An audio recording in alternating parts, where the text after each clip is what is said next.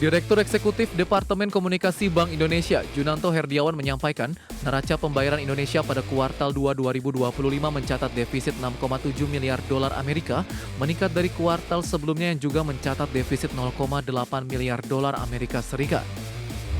Ekonomi dunia oleh Bank Indonesia diperkirakan akan berpotensi lebih rendah dari perkiraan. Ya, kita perkirakan sebelumnya 3% pada 2025 dan demikian juga 2026 dengan kebijakan resiprokal tarif ini ada potensi lebih rendah.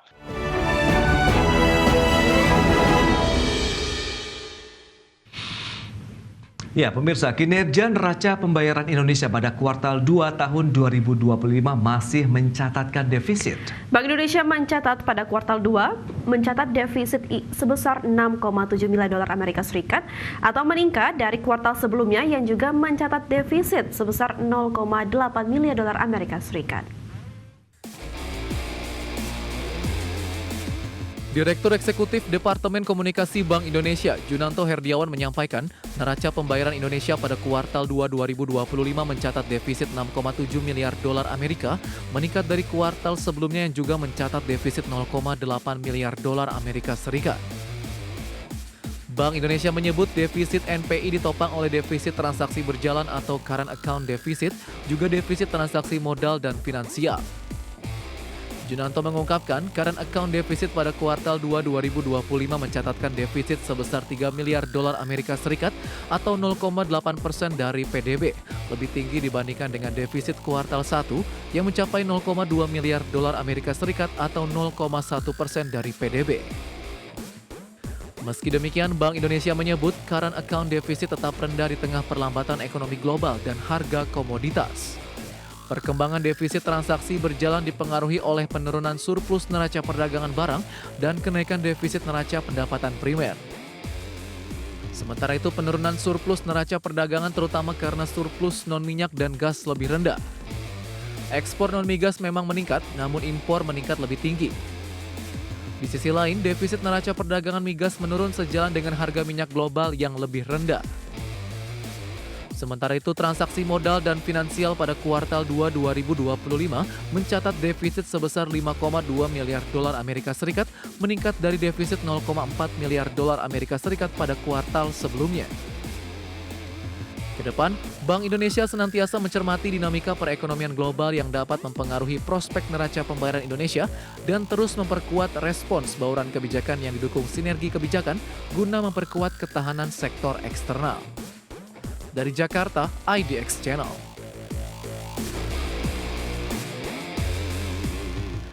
Ya, pemirsa, Bank Indonesia memperkirakan pertumbuhan ekonomi global akan berada di level 3% atau lebih rendah dari proyeksi semula yang melebihi 3%. Gubernur Bank Indonesia Peri Warjio menjelaskan perekonomian dunia melemah sejalan dengan implementasi tarif resiprokal Amerika Serikat. Ya, Peri mengungkapkan di Amerika Serikat prospek pertumbuhan ekonomi akan lebih rendah sejalan dengan permintaan domestik. Ekonomi India juga melemah seiring dampak tarif Amerika Serikat yang akan menekan kinerja ekspor dan manufaktur negara tersebut. Kondisi pertumbuhan ekonomi Eropa, Jepang, dan juga China diperkirakan lebih baik seiring dengan tarif resiprokal yang lebih rendah dan topangan belanja fiskal yang ditempuh pemerintah negara-negara tersebut. Ekonomi dunia oleh Bank Indonesia diperkirakan akan berpotensi lebih rendah dari perkiraan. Ya, kita perkirakan sebelumnya 3% pada 2025 dan demikian juga 2026 dengan kebijakan resiprokal tarif ini ada potensi lebih rendah. Memang dampaknya ke masing-masing negara berbeda-beda. Tadi saya sampaikan India kemungkinan akan lebih rendah. Untuk Tiongkok, Eropa, dan Jepang, dampak pertumbuhan ekonominya kemungkinan juga dampaknya lebih rendah dari. Pemirsa, Otoritas Jasa Keuangan terus mendorong industri jasa keuangan menerapkan tata kelola berlandaskan prinsip Governance, Risk and Compliance atau GRC demi pertumbuhan yang berkelanjutan. Ya, Ketua Dewan Komisioner OJK menjelaskan adaptasi GRC di industri keuangan sangat diperlukan demi memastikan pengembangan ekonomi melalui sistem keuangan dapat berjalan lancar.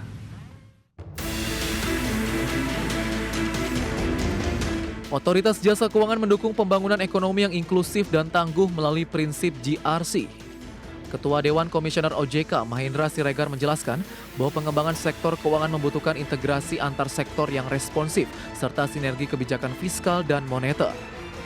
Menurutnya, penerapan tata kelola berbasis GRC yang adaptif dan kolaboratif sangat penting untuk menopang pertumbuhan berkelanjutan sekaligus memperkuat ketahanan nasional. Mahendra pun menekankan bahwa percepatan digitalisasi menghadirkan risiko baru seperti kejahatan cyber, fraud lintas batas, hingga regulatory arbitrage yang menuntut tata kelola lebih terintegrasi. Untuk itu, penguatan ekosistem GRC bukan hanya untuk menjaga stabilitas tetapi juga membuka peluang pertumbuhan ekonomi. OJK pun berkomitmen memperkuat sinergi dengan lembaga lainnya guna membangun tata kelola dan integritas sektor keuangan yang lebih kokoh. Forum seperti RGS ini diharapkan terus menjadi ruang strategis, menyampaikan persepsi, memperkuat nilai dan budaya tata kelola yang baik, mengkonsolidasikan upaya, dan menjembatani kesenjangan antar regulasi dan implementasi, baik di sektor publik maupun korporasi. Sebab di era penuh ketidakpastian ini, GRC bukan hanya alat kepatuhan, tapi juga kompas strategis untuk mengarahkan langkah menuju stabilitas dan pertumbuhan berkelanjutan. Lebih lanjut, Mahendra menilai forum pengelolaan GRC harus terus dikembangkan demi mendorong persepsi, memperkuat budaya tata kelola yang baik sekaligus menjembatani kesenjangan antara regulasi dan implementasi. OJK menilai bahwa GRC di era ketidakpastian saat ini tidak boleh dipandang sekedar sebagai instrumen kepatuhan, melainkan kompas strategi untuk memastikan arah pertumbuhan ekonomi yang stabil dan berkelanjutan. Jakarta, Raharjo Patmo, IDX Channel. Ya, masih di Prime Market Highlight pemirsa, DPR RI resmi mengesahkan rancangan undang-undang tentang pertanggungjawaban atas pelaksanaan APBN tahun anggaran 2024 menjadi undang-undang. Ya, meski demikian, Banggar DPR RI memberikan 8 catatan dari masing-masing fraksi terkait dengan pelaksanaan APBN tahun 2024.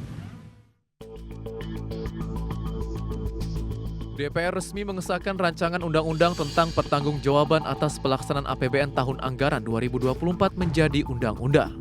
Pengesahan tersebut dilakukan dalam rapat paripurna ketiga masa persidangan 1 tahun sidang 2025-2026. Dalam paparannya, Wakil Ketua Badan Anggaran DPR Wihadi Wianto menyampaikan, Banggar DPR RI memberikan 8 catatan dari masing-masing fraksi di DPR terkait pelaksanaan APBN 2024. Badan Anggaran DPR RI juga mengapresiasi opini wajar tanpa pengecualian atau WTP oleh Badan Pemeriksa Keuangan atas laporan keuangan pemerintah pusat atau LKPP 2024. Capaian tersebut merupakan capaian opini terbaik yang berhasil dipertahankan oleh pemerintah. Berdasarkan hasil pemeriksaan BPK, memberikan opini wajar tanpa pengecualian atau WTP. Opini WTP atas LKPP tahun 2024 tersebut merupakan capaian opini audit terbaik yang berhasil dipertahankan oleh pemerintah. Semenjak LKPP memperoleh opini WTP pada tahun 2016. Bala saatnya kami minta persetujuan fraksi-fraksi terhadap rancangan undang-undang tentang pertanggungjawaban atas pelaksanaan anggaran pendapatan dan belanja negara tahun anggaran 2024. Apakah dapat disetujui untuk disahkan menjadi undang-undang? Terima kasih. APBN 2024 mencatatkan pendapatan negara sebesar Rp2.850,6 triliun atau 101,72% dari target yang ditetapkan sebesar Rp2.802,5 triliun. Sementara itu belanja negara mencapai Rp3.359,8 triliun. Lebih tinggi dari yang ditetapkan sebesar Rp3.343,5 triliun. Dengan postur tersebut, APBN 2024 mengalami defisit sebesar Rp509,2 triliun, lebih rendah dari target Rp541 triliun. Jakarta, Tim Liputan IDX Channel.